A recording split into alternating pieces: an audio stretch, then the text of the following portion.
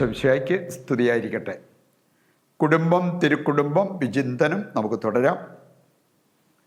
നമ്മൾ ഇന്ന് ധ്യാനിക്കുന്നത് കുടുംബം രക്ഷപ്പെടാൻ നാം എന്ത് ചെയ്യണം എന്നുള്ളതാണ്. നാം എല്ലാവരും ആഗ്രഹിക്കുന്നൊരു കാര്യമാണ്, എൻ്റെ വ്യക്തി ജീവിതത്തിൽ ഞാൻ രക്ഷപ്പെടണം, അതുപോലെ തന്നെ എൻ്റെ കുടുംബ ജീവിതത്തിൽ ഞങ്ങൾ രക്ഷപ്പെടണം എന്നുള്ളത് നാം എല്ലാവരും ആഗ്രഹിക്കുന്ന കാര്യമാണ്. ഏതാനും വചനങ്ങളുടെ വെളിച്ചത്തിൽ രക്ഷപ്പെടാനുള്ള വഴി നമുക്ക് മനസ്സിലാക്കാൻ സാധിക്കും. ഒന്നാമതായിട്ട്, യേശു കുടുംബത്തിൻ്റെ നാഥനാകണം. യേശു കുടുംബത്തിൻ്റെ നാഥനാകുന്നെങ്കിൽ ആ കുടുംബം രക്ഷപ്പെടും. അപ്പോസ്തല പ്രവർത്തനം 4-ാം അധ്യായത്തിൻ്റെ 11-12 വചനങ്ങൾ വായിക്കുമ്പോൾ അവിടെ പറഞ്ഞിരിക്കുന്ന ചില കാര്യങ്ങളുണ്ട്. യേശു കുടുംബത്തിൻ്റെ മൂലക്കല്ലായി മാറണം. അതോടൊപ്പം അവിടെ പറയുന്നുണ്ട്, മറ്റാരിലും രക്ഷയില്ല, യേശുവിലാണ് രക്ഷ. പറയുന്നുണ്ട്, ഈ യേശുവിനെ നമ്മുടെ കുടുംബത്തിൻ്റെ നാഥനാക്കാൻ നമുക്ക് സാധിച്ചാൽ നമ്മുടെ കുടുംബം രക്ഷപ്പെടും. രണ്ടാമത്തെ കാര്യം, സ്നേഹം കുടുംബാംഗങ്ങളുടെ നിയമമായി മാറണം.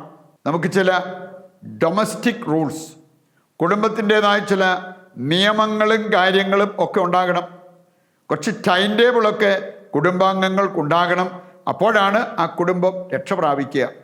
ഇനി അതിലേറ്റവും പ്രധാനപ്പെട്ട ഒരു കാര്യമാണ് സ്നേഹം അവരുടെ നിയമമായി മാറണം.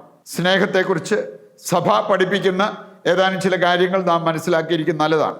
ഒന്ന്, യേശുവിൻ്റെ നിയമമാണ് സ്നേഹം. സ്നേഹിക്കുന്നവർ യേശുവിൻ്റെ നിയമം പാലിക്കുന്നു. അപ്പോൾ യേശുവിനെ അനുസരിക്കുന്നവർക്കുള്ള അനുഗ്രഹം അവരുടെ ജീവിതത്തിലേക്ക്, കുടുംബത്തിലേക്ക് വരും.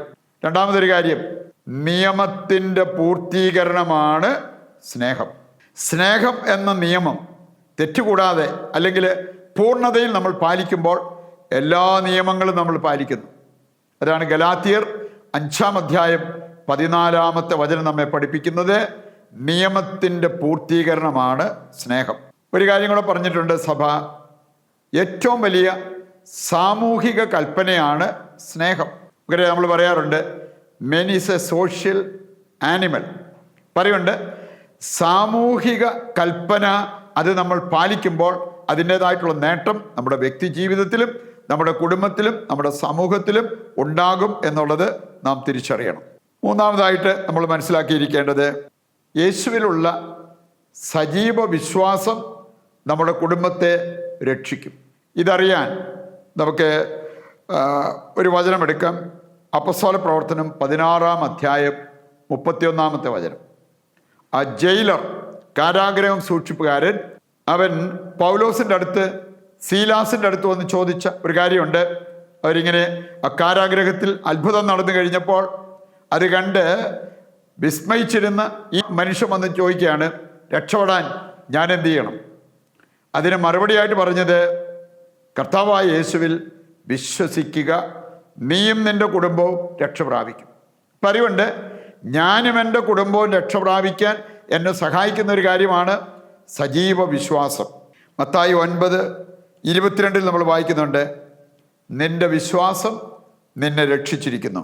മത്തായി 15:28 വായിച്ചാൽ, നിന്റെ വിശ്വാസം നിന്നെ രക്ഷിച്ചിരിക്കുന്നു. മർക്കോസ് 9:23 വായിക്കുമ്പോൾ അവിടെ പറഞ്ഞിട്ടുണ്ട്, വിശ്വസിക്കുന്നവർക്ക് സകലതും സാധ്യമാണ്. നാലാമതൊരു കാര്യം നമ്മൾ മനസ്സിലാക്കിയിരിക്കണം, നമ്മുടെ കുടുംബം രക്ഷപ്പെടാൻ ഉത്തരിപ്പുകടം വല്ലതും ഉണ്ടെങ്കിൽ അത് വീട്ടണം. ലൂക്കാസ് സുവിശേഷം 19-ാം അധ്യായത്തിൽ സക്കേവൂസിൻ്റെ കാര്യം, അത് നമ്മെ പഠിപ്പിക്കുന്ന ഒരു കാര്യമുണ്ട്. ശരിക്കും ആ ഉത്തരിപ്പുകടം വീട്ടാൻ അവൻ തയ്യാറായപ്പോൾ, അതായത് ഞാൻ ആരുടെയെങ്കിലും വക വഞ്ചിച്ചെടുത്തിട്ടുണ്ടെങ്കിൽ 4 ഇരട്ടിയായി തിരിച്ചു കൊടുക്കും. അവൻ ശരിയായ രീതിയിൽ സമ്പാദിച്ചതിനേക്കാൾ കൂടുതൽ വളഞ്ഞ വഴിയിൽ സമ്പാദിച്ചവനാണ്. എങ്കിലും അവൻ വിളിച്ചു പറഞ്ഞൊരു കാര്യമുണ്ട്, ആരുടെയെങ്കിലും വക വഞ്ചിച്ചെടുത്തിട്ടുണ്ടെങ്കിൽ 4 ഇരട്ടിയായി ഞാൻ തിരിച്ചു കൊടുക്കും. ആ സമയത്ത് തന്നെ കർത്താവ് പറഞ്ഞൊരു കാര്യമുണ്ട്, ഇന്ന് ഈ ഭവനം രക്ഷ പ്രാപിച്ചിരിക്കുന്നു.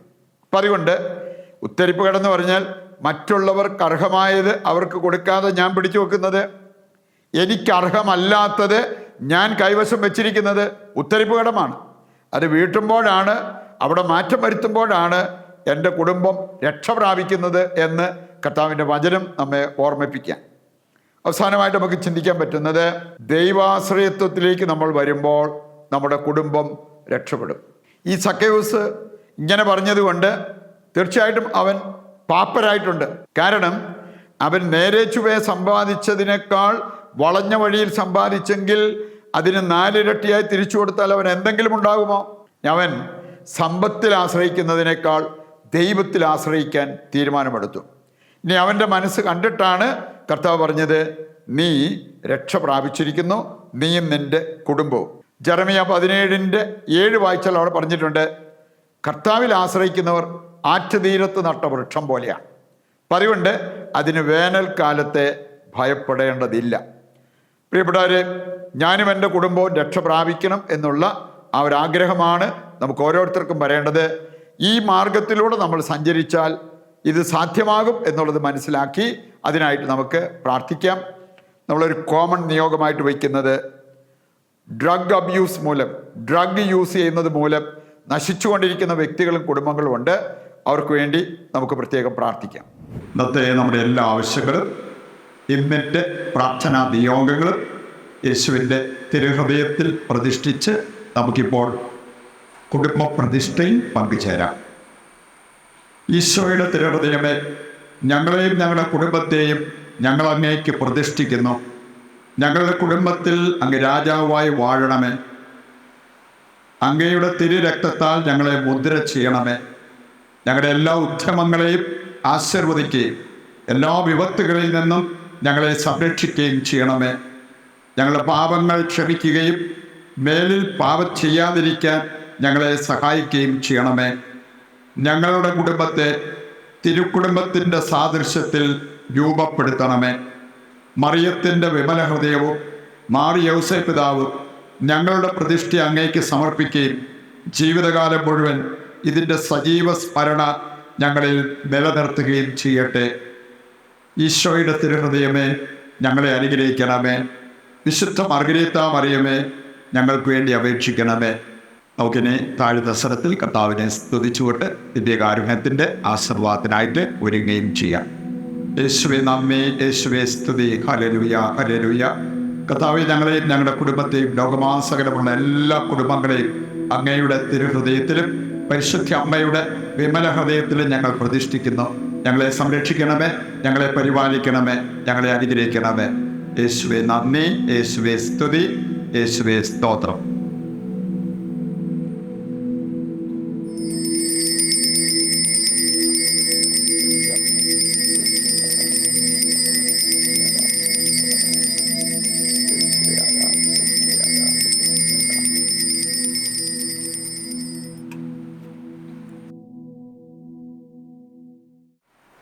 ഈശോയ്ക്ക് സ്തുതിയായിരിക്കട്ടെ.